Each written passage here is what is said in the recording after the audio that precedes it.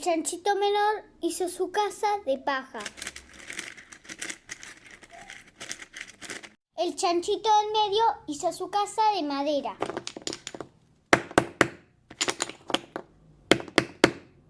El cerdito mayor la hizo de ladrillo.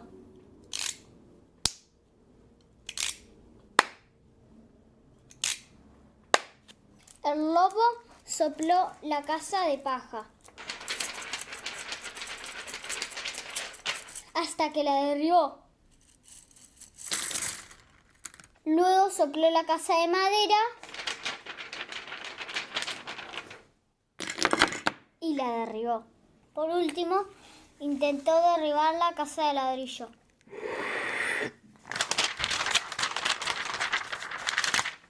Y no la derribó. Así que bajó lentamente por la chimenea y cayó en la olla de agua hirviendo.